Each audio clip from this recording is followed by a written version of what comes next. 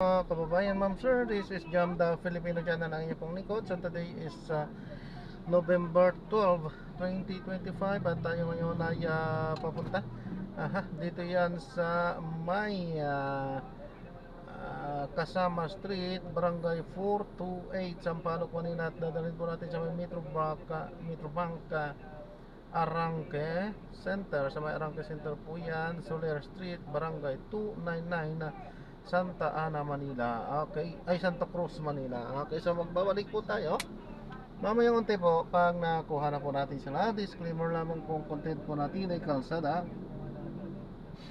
at hindi ang passenger. Kaya nga naman, sakasakali man po na may marinig kayo mga pangalan ng lugar, pangalan ng tao, pangalan ng organizations, government o private man yan, ay wala pong kinalaman ang channel na ito at wala pong pinapatungkulan. Lahat po ng pinag-uusapan dito ay pawang dito lamang po yan sa loob at wala pong pinapatungkulan sa labas. Okay po, magbabalik po tayo mamayang unti. Ay, sakali makinig muna tayo ng mga nagbabagang balita at mga talakayan habang tayo ay papunta doon sa ating pick-up area.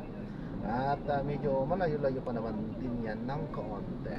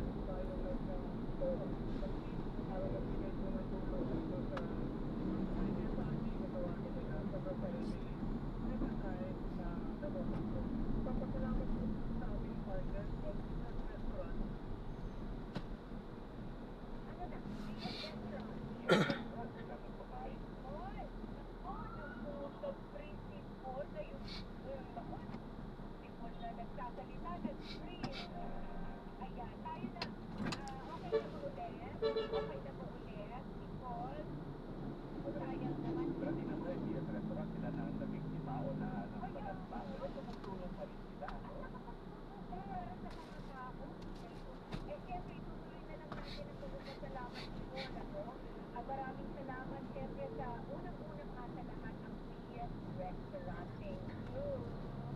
God protected din ayan. Pinulungan din yata tayo ng Indeco, Quezon Avenue Branch.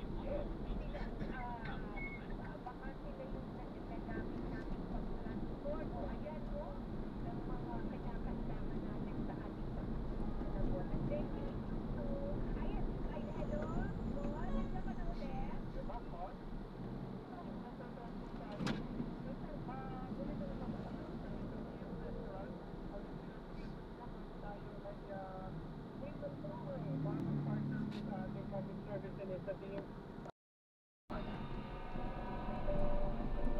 Ilang sandali lamang po ay magbubukas na ang Militar sa Renta. Ano ba yan?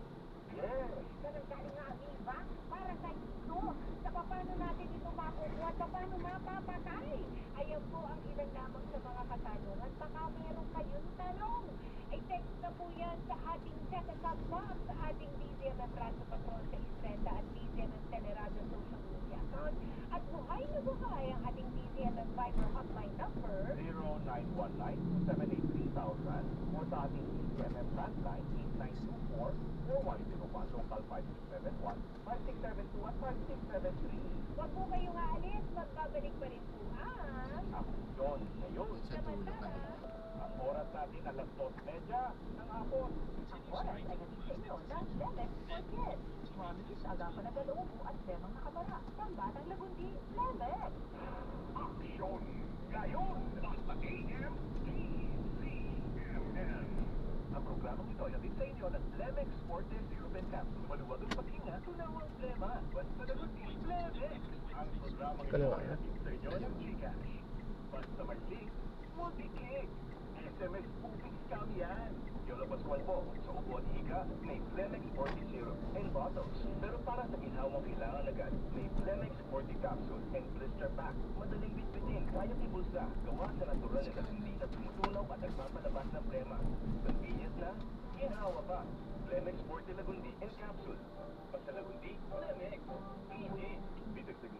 generic name of Flemex Forte. If symptoms persist, consult your doctor at Calantema. Sige lang po. Maluwag ang paghinga sa Flemex Forte. Basta laguti, Flemex. Ang Flemex Forte Laguti capsule ay mabibili sa pangunahing butika o drugstore na malapit sa inyo. Pag-ibig.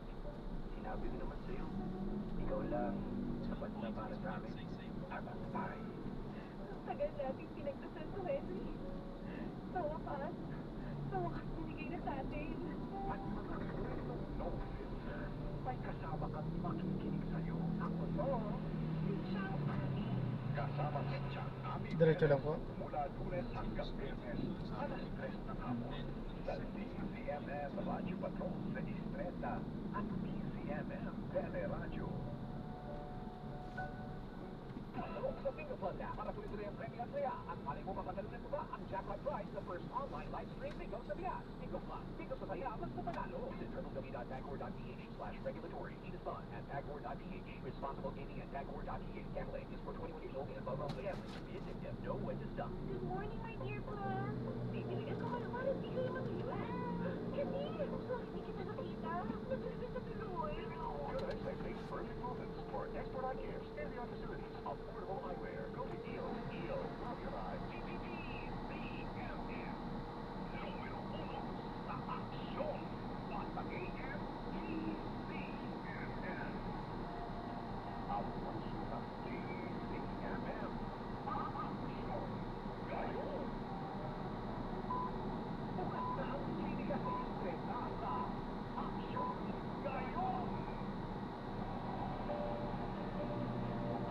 Magda ang klinika sa Istreta sa agapay ng bawat kasigan, pag-aalaga ng sarili at pagsusulan. Kung sa budget, kaya gusto makapagpagpupunta. Ako ang katang ninyo, Doc Denny. Handang tumugon sa mga kakaluna, medical. Ami ba yan, Yes! Hindi para sa isa. Para sa inakakatulong sa koalisyon para sa kung ano ang planong natin ng pagtatanim sa ating bansa. Hygiene, sanitation ang mission natin. Public health concern. Marumi, pwedeng sa paligid, pwedeng sa palikuran mo, pwede sa pag-handa ng pagkain mo, pwede sa sarili mo. May basta meron siyang gadget na pwede siya mag-tumira, pwede pumunta sa iyo. Hindi. Ikasa ko ikaw ang magkain. Dito, minit na hindi ba mamamatay yun? Pwede. E paano ko yung naghanda? Food preparing, food attendant namin, na meron siyang amibayan at hinawakan din sa mga. Hindi siya nagugat ng kamay. Kaya nga sinasabi natin, nagugat ng kamay bago at pagkatapos kumain. Pagkatapos kumain na, hinggang matali. So, Kasi yung meron tayo mga parating. hindi ako, hindi ito normal sa working na kwenta. Kasi, isa sa mga pinsa, pag nagkaroon ako ng antisipasyon, meron iba. Siyempre na yan, maalis at mamamatay ka sa isang. Oo, habang nandun ka, gagawa. At magkakaroon mo Hmm? sakit. Kasi pagkakain, nature yan, ano? Nila yan. Doon tayo. Sa pagkakain,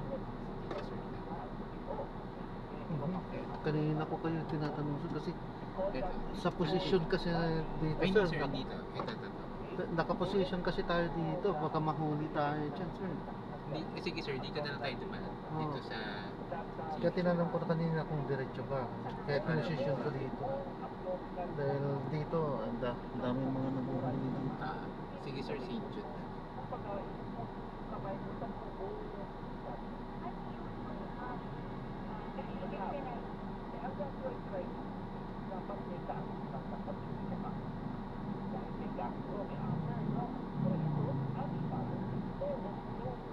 Saan sir nakaturo sir? Diyan, diretso. At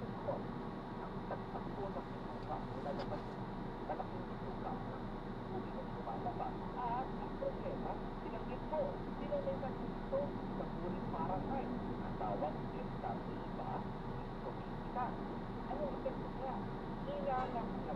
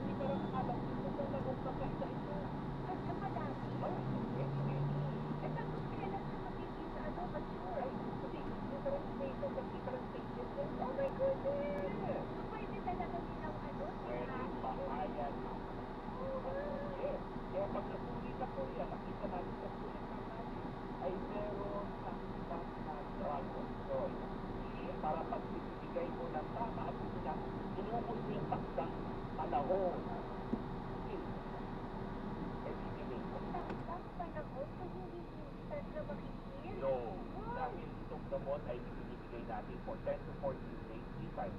Matanda. Yun kasi ang talagang dapat. Wala bang yung bigla na lang? Walang one dose fits all.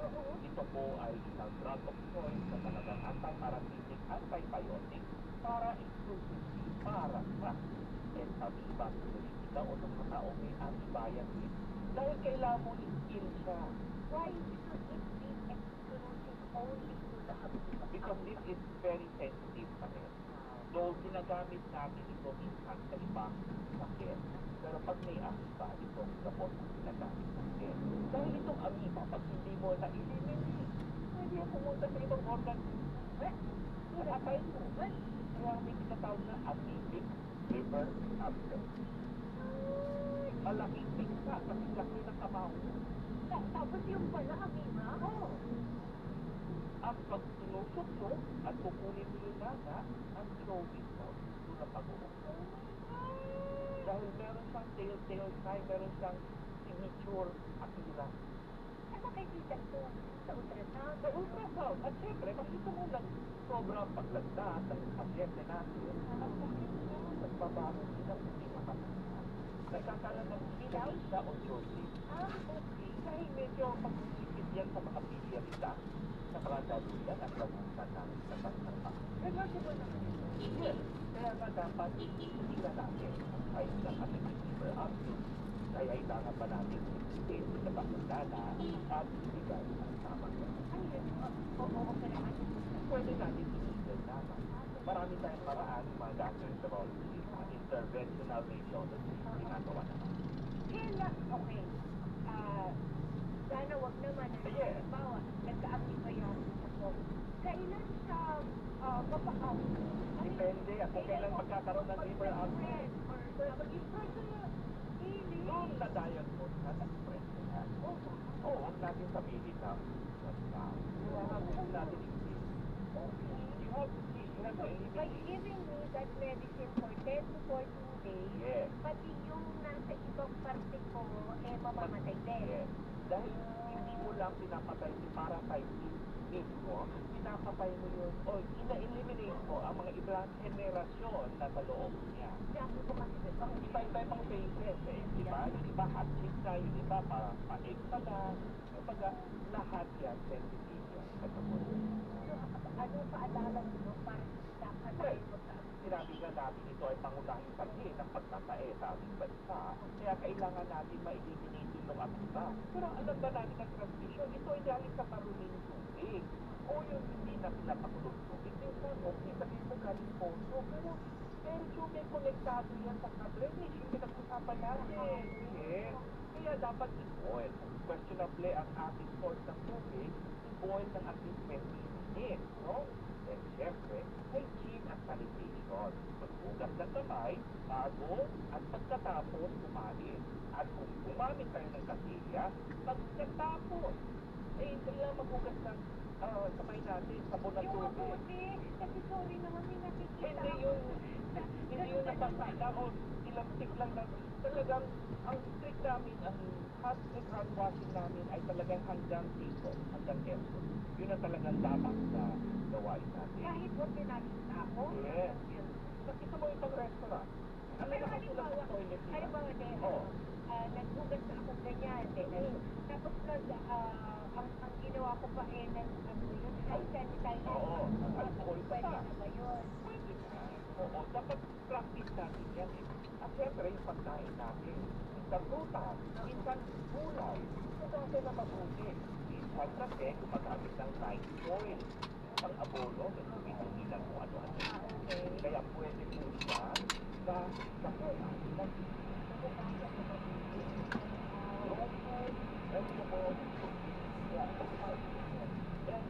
yung iba, kasi natin kumakain tayo by hand, eating by hand. Okay, Nagkakamay. nagkakamay. Hindi natin pwede sabihin ng Pilipian, pero siguro ulit po partitik ang kamay. Dahil under the nail, kamay, at yung ilalim ng Iba nga merong religion na ito, right hand is for eating and other hand is for something else. Yes. Totally Yes. exclusive. Oo. Ah, Kaya nga sinabi ko dito na hindi ko pwede sabihin, huwag kumain. tonsura at merong irisyon na kailangan. Pero syempre, ultimo yung ilalim ng pagpapalit. Hindi pa naman yung upo eh kasing haba pa ng yung pang sabon, di ba? Alam mo na, pag medyo may I wonder how they wipe. I really wonder how How they clean. How? Si Krista Hesiada, my question may ganun. Kung may bayan, pwede po ba uminom ng probiotics? Pwede naman uminom ng probiotics pero kailangan gamot ang bayan. Also. So, hindi natin pwede nasa sa probiotics. If I am drinking probiotics regularly, am I protected?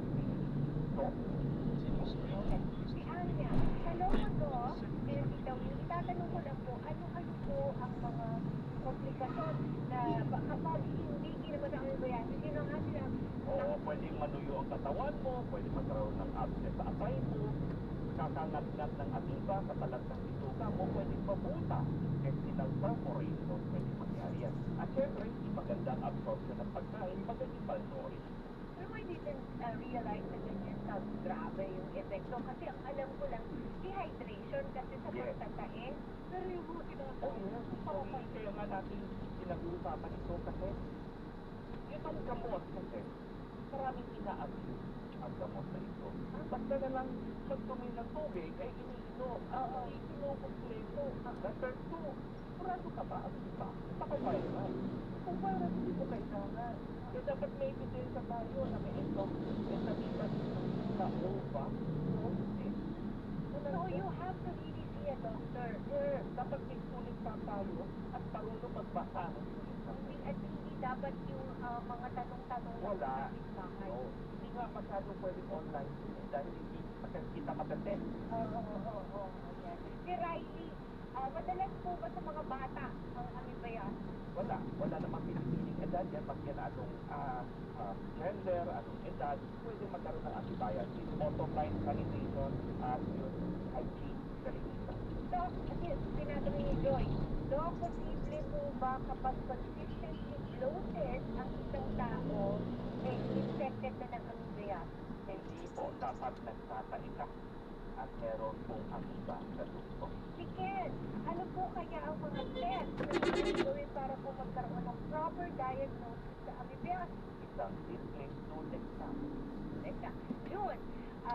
Doc, meron po bang bakuna laban sa amibayasis? Wala pong bakuna laban sa antibiasis, pero pwede tayong maghugas ng kamay bago at pagkatapos kumain at paggamit natin ng toilet.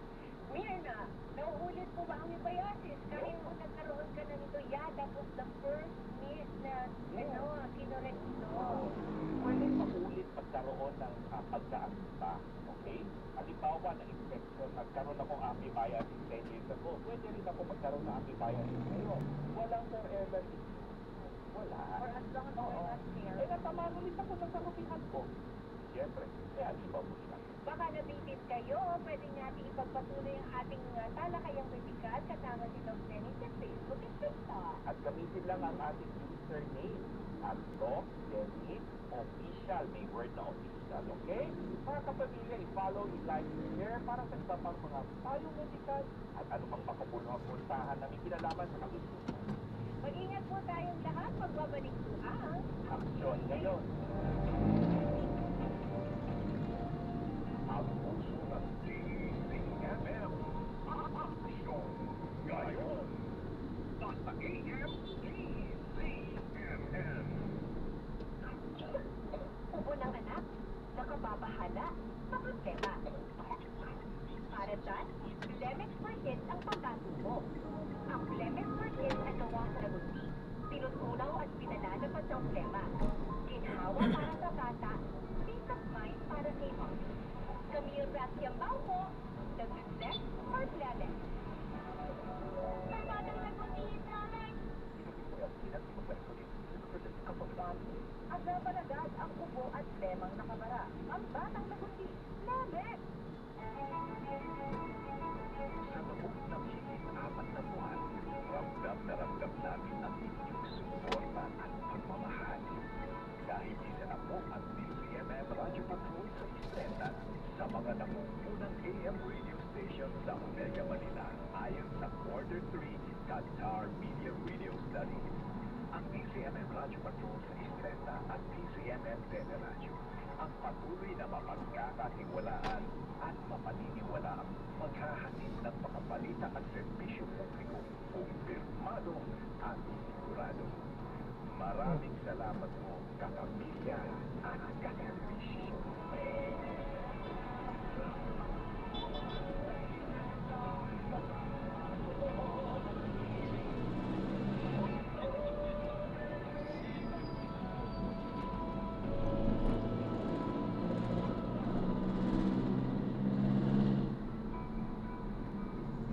Kapag nanay, kailangan magaling sa pag-budget. So, dapat nakatutok kami sa pag-budget para alam namin yung update daily ng mga bilihin, mga kailangan sa araw-araw. Hindi sa patrol sa Islanda, wala sa balita, wala sa kapito. Basta AM, TCMM. TCMM, aksyon ngayon, panawagang bayan.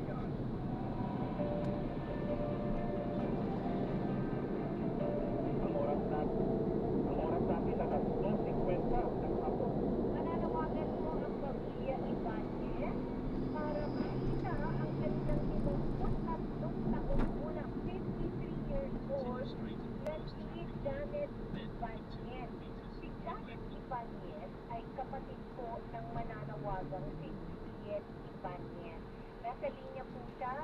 Hello, Aling Juliet. Magandang hapon po, Juliet. Magandang hapon po. Yan po. Paano po nawala itong Janet. si Janet? Ano po siya eh, nakita po siya. Pagdating po sa cementerio, parang meron sa kasabay na living na isang barangay. Sa ibang, ano po siya, pag-uwi, sa ibang sasakyan po siya napasakal. Parang nalito. Nagkamali. Opo, kasi po siya marunong magbasa eh. Okay. PWD po siya. Anong kapansanan ni Janet? Ay, hindi po sila nakakabasa. Ano po talaga, sorry po talaga. Alam lang po niya pangalan niya. Pero, ay, pangalan lang po ako. Okay, pero nakakausap na maayos. Tatanungin po siya. Pero pag hindi po kasi lakad na siguro ng lakad. Pag tinawag po siya ang Janet, Hindi po siya. Ako, alam ko siya pangalan. alam niya ang address o tirahan mo. Hindi po, wala nang alam. Ano po, yung mga bata, tapos siguro pag nakay yung hindi nila napansin na hindi na nila kasama sa ibang barangay patrol na po sa napasakay. Naalala niyo po ba kung anong barangay yung kasabay sa libing? Opo, yung barangay kasi namin, barangay San Luis. Nakasakyan po siya, barangay San Juan. So, yung mga tatlong sakay na mula sa barangay namin. Tapos nagpunta na po kami doon. Doon nga namin siya nakita na bumaba din sa patrol, sa pista yun. Sa barangay patrol na yun. Paano niyo nakita sa CCTV? Sa CCTV, opo. Pero mga 5 weeks na bago namin siya nakita. Kaya, siguro malayo na yung nalakad niya. Pagkababa niyo ng patrol, tugod sa barangay San Jose, ba? San Juan po, San Juan. Sa San Juan, barangay San Juan. Opo. Sa Dasmariñas, Cavite. May nakakita ba? O nakita ba sa CCTV kung saan siya papunta? Anong direksyon? Ano lang, parang naglakad lang po siya. Yung lahat, ikot na namin lahat yun ng mga tatlong linggo na. Wala na, kahit po sa ibang barangay. Ikot na po namin. Pero, Ma'am Juliet, sabi yung kapatid mong Janet ay sabi hindi marunong magbasa. No, it's alright. Pero kami po, sabi natin meron ibang mental state or may naramdaman. Wala naman po, pero ayun nga lang po, alam lang niya, yung pangalan namin sa kapatid. So, pag sinausap po siya, saka siya sasagot. Pag hindi po siya sinausap, o sinabi, wala. At hindi talaga napapansin yung mga tao sa So, kanila. hindi siya yung tipong magsasabi na, uy, nawawala ako. Opo. Or sasakay ng, Mabuti sa balikan mo eh. ayun, wala po siya alam, hindi po siya marunong.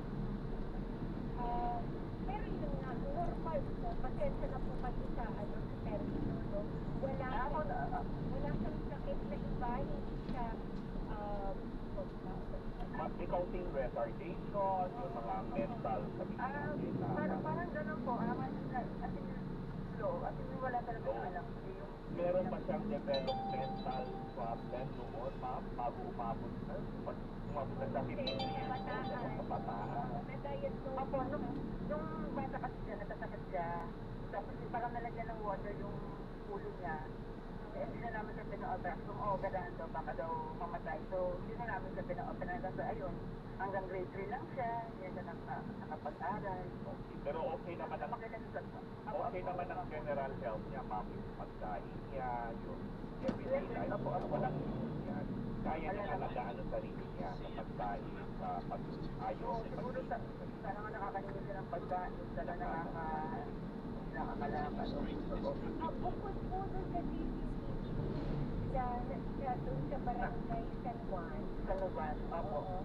Meron pa po ba kayo ibang natin para mag-support kung saan kaya sa popular? Wala na po. Ay, marami na kami tinitira kasi sa buong Casmarina. Hindi na po natin sinalubos. pero nai-report niyo na, ma'am. So, Yes, ako yung sa lahat ng barangay, sa police station, dapat wala po talaga po. Simbahan, ospital. Yes, naipot na po. Kasi wala naman wala siya. Marami kasi naman sa kapatid eh. Marami na nag-ipot po. Ilang itong araw na. Opo, kaya yung ano na, 3 weeks na po. Okay, sige. Pinapakita naman po namin ang litrato ni Janet Ibanez Apa. sa teleradyo. Pero para po sa mga nakikinig sa atin, si Janet Ibanez po ay 53, 54. 53 na po, 53 na po. 53 years old. Apo. Saan po huling nakita sa Barangay San Juan? Barangay San Juan, apo. Oo, Barangay San Juan. Area G, Dalmanias, Cavite. Ano po ba Apo. ang itsura niya? Pakidescribe niyo nga po si Janet. Ano po siya, payat na babae, medyo maliit, para mga 5 lang yung height niya. Pag nilalagay niya sila. Ayun po yung room po nila dito na naka-black siya. maiksi lang. Walang kulay, ma'am. Wala po black lang. At ito may tutuwal na, pero black parang ganun. General lang. Pero nung Apo. tatandaan, Ano po siya, sa kaliwang paa, meron siyang parang sumabog galing yung silo natin. Nalagyan siya ng pencil doon sa kaliwang paa. Parang Mistake. binti, tuhod, ano po, paa, may mistake. Ano yung sulok, paso, ganyan. Burn? Opo. Parang yung biglang siya, biglang na malaki. Opo. Burn effect. pero pagka kinausap, makakasagot. Opo, kung kakausapin po siya. Pag tinawag siya yung Janet, ililingon. Siya, kasi lang ang alam niyang pangalan. Ano nga pangalan natin sa kapatid? Kung sakasakaling merong nakakakilala dito kay Janet Ibanez, saan po kaya pwedeng makipag-ugnayan? Ito po yung number ko. Bibili ko po 0961 361 1847. Juliet po. Ayan, 0961-361-1847. Juliet Ibanez, mangyari lamang kung magbigay ng tamang impormasyon para sa nawawalang si Janet Ibanez. Pwede rin silang tumawag sa ating EMM Teleradyo Apo, Hotline. para. 8924-4101, local 5671, 5671, 5671. Ay, darasal po namin makabalik sa inyo si Janet ng maayos. Salamat po. Ingat po kayo sa paghahanap, ha? Kapitano pa ang Ito, yan po si Juliet Ibanez, ang kapatid ng nawawalang si Janet Ibanez. Ulitin lamang po natin, si Janet Ibanez po ay Norris Moraino.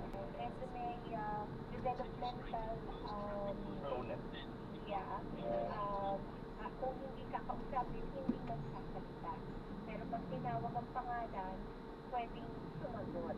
Ayan, mangyari lamang po itawag sa kanyang kapatid o di naman kaya dito sa DZSM ang kanyang kinaroroonan. Tumulong po tayo habang samantala, habang sa ilang sandali lamang po ay nariyan na si Chang Ami Perez para sa kanyang abuto si Chang Ami.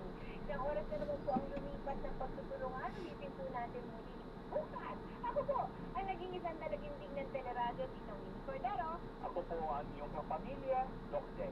Para sa Aksyon ngayon. Aksyong mabilis. Kasama si Tita Winnie at Doc Dennis. Magandang dito sa alas 3 ng hapon. Pumanaw kay Jesus, subalit ang mahal ng buhay ay pumanaw para sa mga kaluluwa. At ang karagatan ng awa ay pumanaw para sa sanlibutan. Ang bukal ng buhay, walang hanggang awa ng Diyos. Pagkakit, ang sangkatauhan at ibuhos mong ganap ang iyong sarili para sa aming lahat.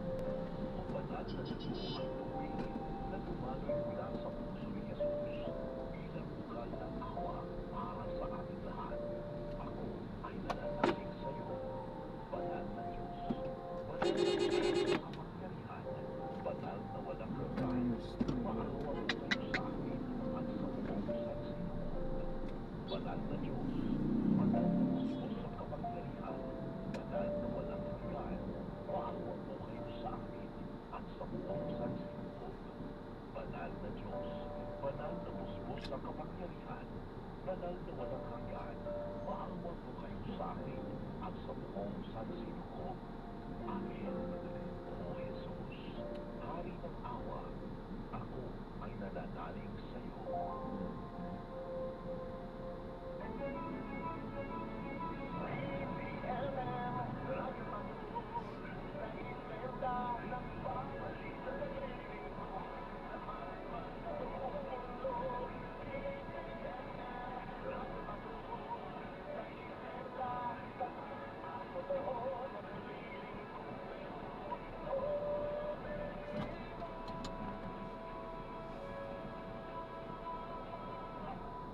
Ito po ang DZMM, Radyo Patrol sa Isprenta, DZMM del Arabio, una sa balita, una sa public service, kami po'y kasapi ng KBP, kapisanan ng mga broadcaster ng Pilipinas. Oras, 1 minuto makalipas po ang ikatlo ng hapon. Ang oras na ito ay hatid sa inyo ng Gcash. Ngayong papalapit na ang Pasko, bukod sa sangkatutak na regalo, umaapaw na rin ang tech scams. Huwag mag-click ng mga kahinahinang link para palagi tayong gising. Maging mapagmatsyag at mag-report agad sa otoridad para hindi mabiktima. Huwag hayaang sirain ng scammers ang diwa ng pagbibigayan at pagmamahala. Isang paalala mula sa Gcash. Basta may link, huwag i-click. SMS moving scam yan. Gcash is regulated by Bangko Sentral ng Pilipinas.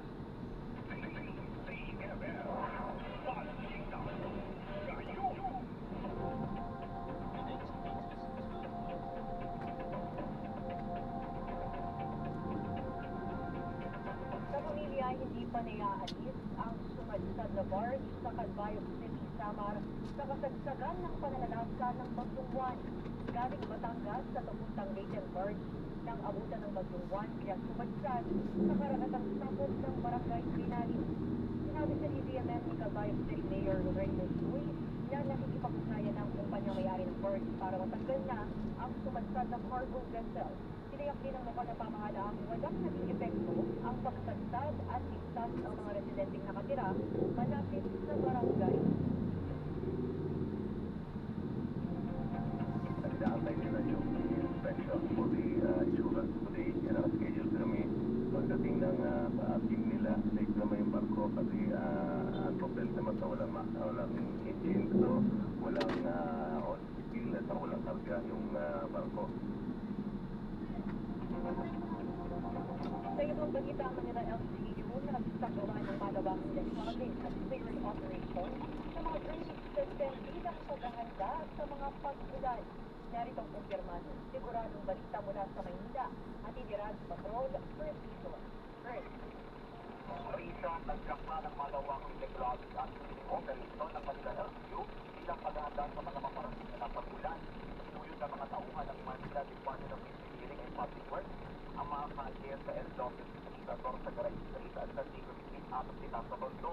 Nagsagawa ng dredging sa Estero de Paco at ang pagsaayos ng mga culvert na box cover at pagkatanggal ng mga sagama o structure sa sidewalk at mga kalsada. Karamihan naman sa mga basurang nakuha sa mga drainage ang Estero ay mga single-use plastic, mga debris at sanga ng puno at mga panlaburang na nagpapababaw sa drainage system. Patuloy naman ang paalala ng Manila LGU sa publiko na maging responsable sa pagtatapon ng basura at pangalaga sa mga daanan ng tubig upang maiwasan ang mga pagbaha sa lungsod ng Maynila. At yan ang balitang kumpirmado. Sigurado, ito ang Radio Patrol. First, Road CMN.